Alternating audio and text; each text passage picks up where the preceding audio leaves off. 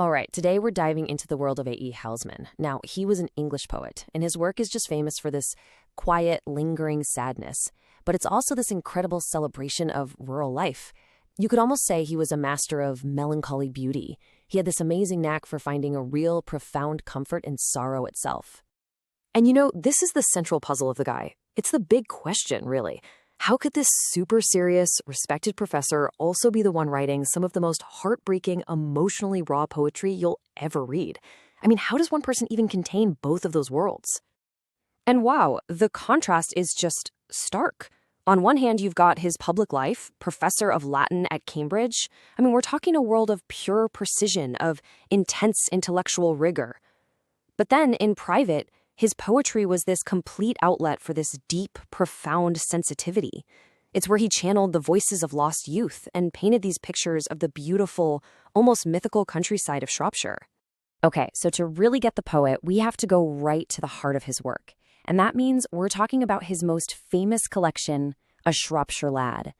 This, right here, is where you find the absolute soul of Housman's art. So it came out in 1896, but here's the thing. It wasn't some huge immediate bestseller, not at all. But its themes, young soldiers dying too soon, they would eventually make it this massive cultural touchstone, especially for that whole generation of young men who are about to head off to the trenches of World War I. So you gotta ask, why did it resonate so deeply? Well, it's because Housman tapped into these totally universal, timeless themes. We're talking about youth just slipping through your fingers, the ache of unrequited love, and just that simple, heartbreaking fact that life is short.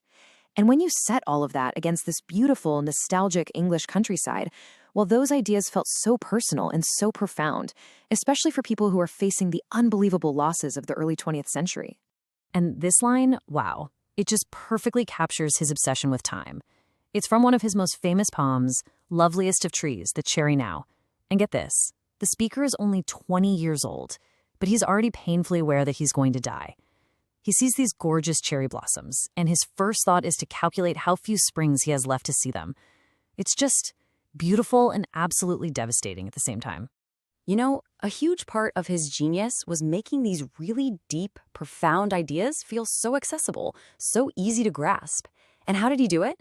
He gave his poetry this distinct song-like quality. I'm talking simple words, steady rhythms, clear rhymes. They almost feel like old folk songs. And because of that, the emotional punch just lands that much harder. It's so direct, so memorable.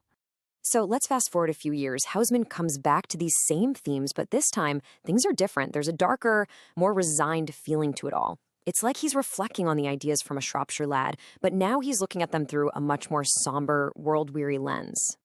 And that's exactly what we see in his 1922 collection, Last Poems. The melancholy just gets deeper. All that youthful angst from his earlier stuff, it kind of settles into this more profound adult feeling of resignation, of real deep sadness. And this is what people mean when they talk about existential sadness. It's not just, being sad about one specific thing that you lost. No, it's a sadness that comes from just understanding life, from knowing it's short, that it's going to end, and that sorrow is just an unavoidable part of the whole journey. And that feeling, it is all over his later poetry. But even in all this darkness, Housman could still find these moments of really dry wit. There's this one poem from Last Poems that's just pondering the simple question of tea, and it's so perfectly him, this blend of humor and despair. It kind of suggests that when you're facing life's huge sorrows, sometimes the best you can do is just focus on the small, simple pleasures. It's so important to remember, though, that this poetry wasn't created in a vacuum.